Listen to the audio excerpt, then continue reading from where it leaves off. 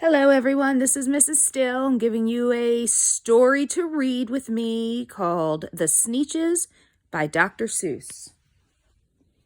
The Sneetches and Other Stories.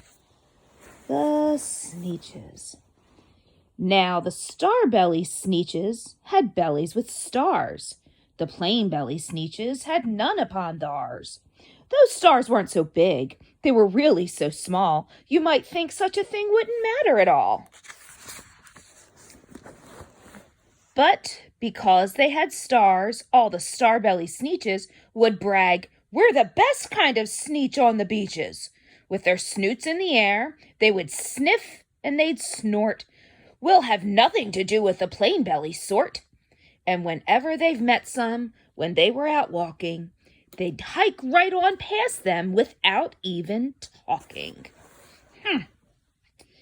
When the star-belly children went out to play ball, could a plain belly get in the game?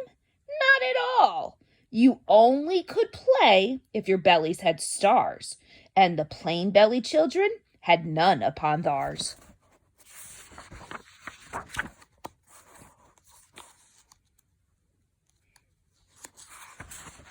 Page turning is a bit difficult. Bear with me. Oh, look at that. A roast.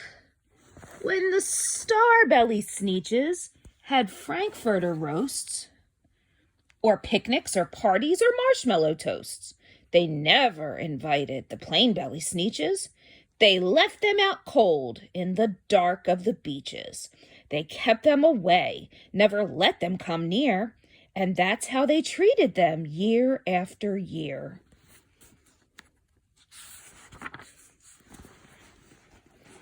Then, one day, it seems, while the plain-belly Sneetches were moping and doping along on the beaches, just sitting there wishing their bellies had stars, a stranger zipped up in the strangest of cars.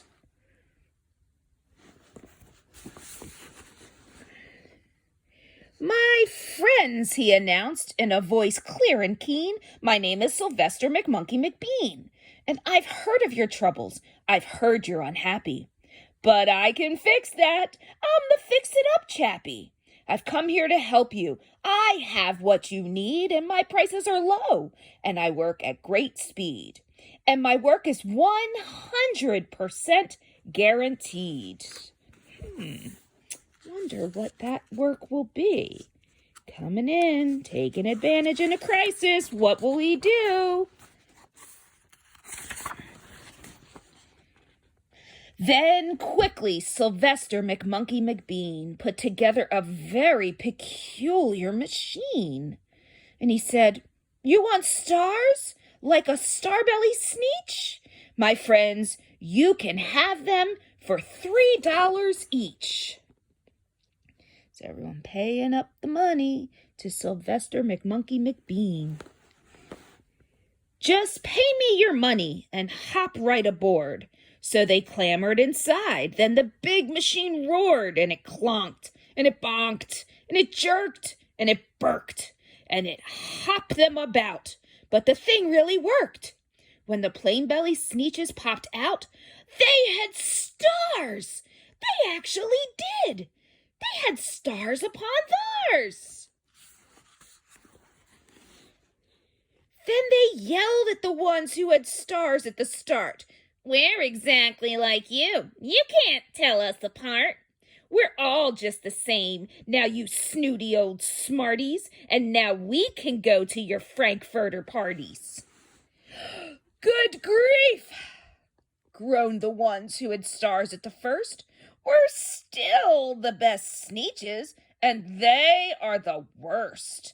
But now, how in the world will we know," they all frowned, "if which kind is what, or the other way round?"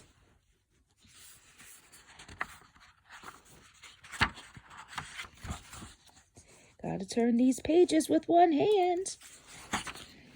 Here we go. There they all are. What? Oh, there's Sylvester McMonkey McBean talking to the stars upon theirs first. Then up came McBean with a very sly wink, and he said, "Things are not quite as bad as you think.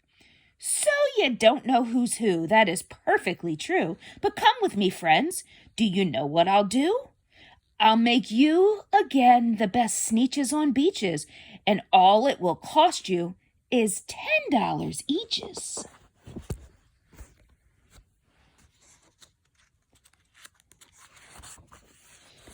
Oh, the money's pouring in from every side. Oh, look at them, in and out, in and out. "Belly stars are no longer in style," said McBean. "What you need is a trip through my star-off machine. This wondrous contraption will take off your stars, so you won't look like Sneetches who have them on theirs." And that handy machine, working very precisely, removed all their stars from their tummies quite nicely.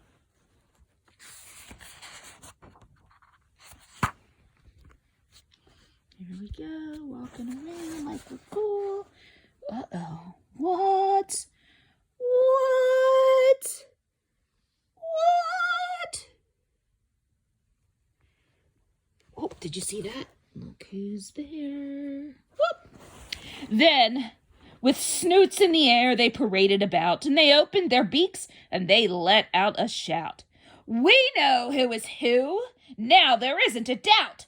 The best kind of Sneetches are Sneetches without."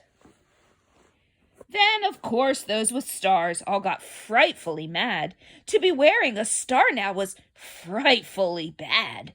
Then, of course, old Sylvester McMonkey McBean invited them into his star-off machine.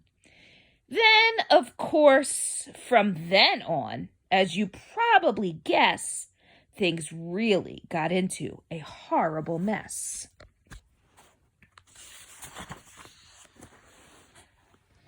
Oh my goodness. Oh my goodness.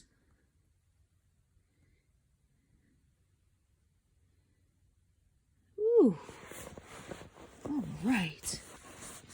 All the rest of that day, on those wild screaming beaches, the fix-it-up chappie kept fixing up Sneetches. Off again, on again, in again, out again. Through the machines they raced round and about again, changing their stars every minute or two. They kept paying money. They kept running through until neither the plane nor the star bellies knew whether this one was that one, or that one was this one, or which one was what one, or what one was who.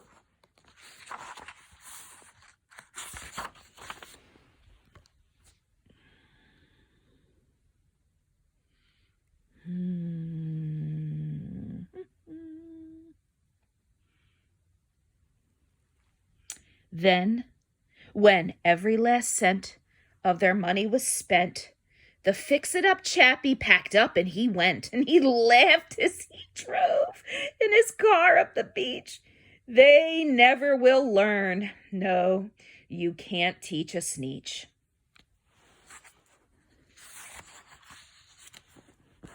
But McBean was quite wrong. I'm quite happy to say that the Sneetches got really quite smart on that day. The day they decided that Sneetches are Sneetches, and no kind of Sneetch is the best on the beaches. That day, all the Sneetches forgot about stars, and whether they had one or not upon theirs. And that is the end. I feel like I should have read that more triumphantly. Let's try that again. But McBean was quite wrong. I'm quite happy to say that the Sneetches got really quite smart on that day. The day they decided that Sneetches are Sneetches, and no kind of Sneetch is the best on the beaches. That day, all the Sneetches forgot about stars, and whether they had one or not upon theirs. Sometimes it's important to realize that everybody's made of the same stuff on the inside. no matter what you might see on the outside. And there's always someone looking to make a buck off of you when you think you need to do what someone else is doing. So instead of making them rich, let's make yourself smarter. And recognize that we're all the same on the inside, regardless of what's on the outside. The end.